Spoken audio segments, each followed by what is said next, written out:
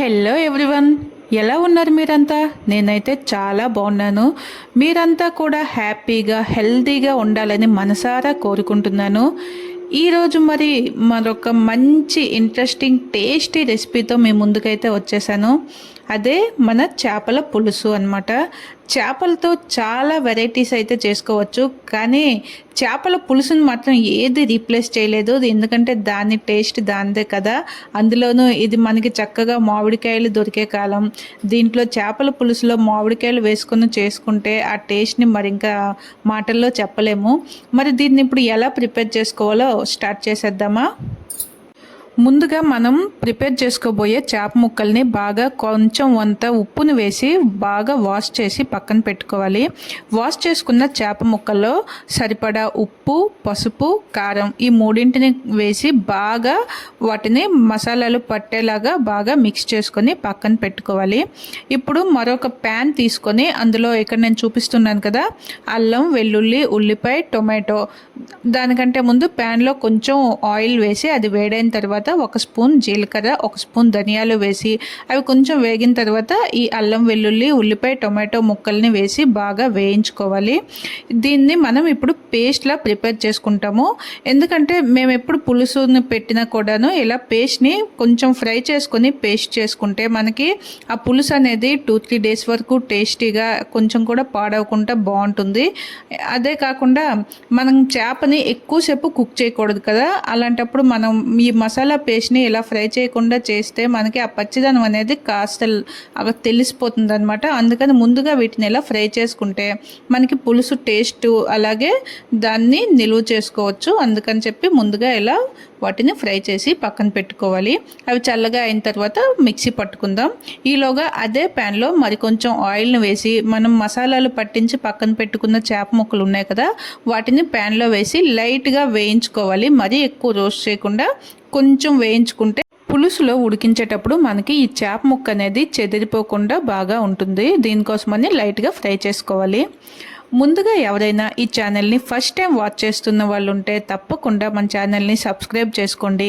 వీడియోని ఎండ్ వరకు చూసి నచ్చినట్లయితే ఒక లైక్ చేసి మీ యొక్క అభిప్రాయాన్ని కామెంట్ రూపంలో తెలియజేయండి. ఇప్పుడు మనం దీంట్లో మామిడికాయలను కూడా వేసుకుంటాం కదా, దానికోసం ఈ చేప ముక్కలు ఫ్రై అయ్యేలోపు మనం మామిడికాయలు ఎన్ని వేసుకోవాలో అన్నింటినీ తీసి పక్కన పెట్టుకోవాలి. చేప ముక్కలకి సరిపడా అలాగే తినే పులుపుని బట్టి మామిడికాయలని తీసుకుంటే సరిపోతుంది.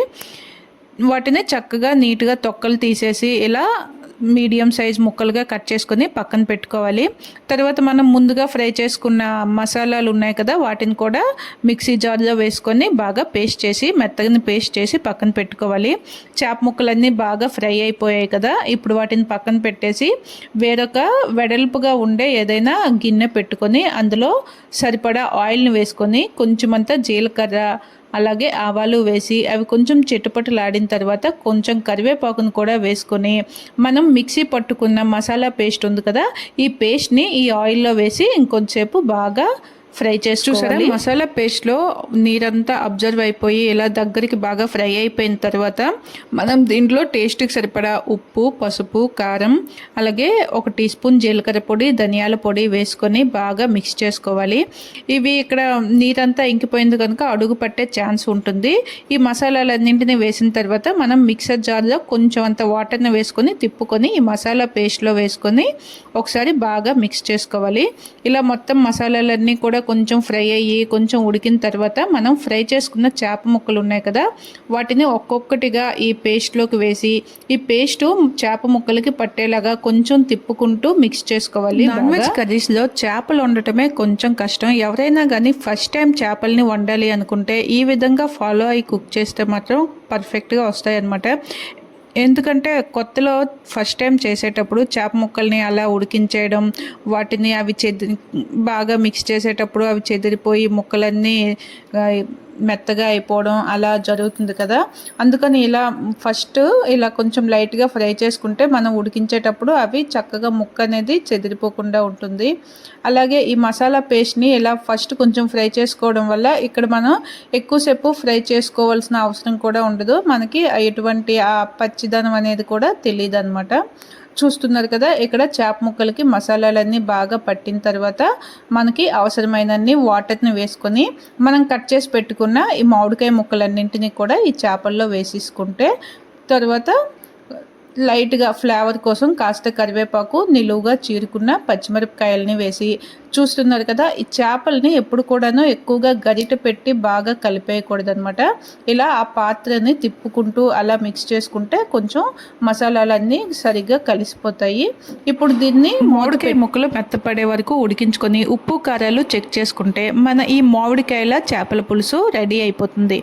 మరి రెసిపీ మీ అందరికీ బాగా నచ్చింది కదా, ఒక చిన్న లైక్ చేసి మీకు ఎలా అనిపించిందో కామెంట్ చేయండి. మర్చిపోకుండా కళ్యాణీస్ ఫ్యామిలీ వ్లాగ్స్ ఛానల్ని తప్పకుండా సబ్స్క్రైబ్ చేసుకోండి. మరొక మంచి వీడియోతో మళ్ళీ మీ ముందుకు వచ్చేస్తాను. అంతవరకు చూస్తూనే ఉండండి కళ్యాణీస్ ఫ్యామిలీ వ్లాగ్స్ యూట్యూబ్ ఛానల్ని. Thank you for watching. Bye.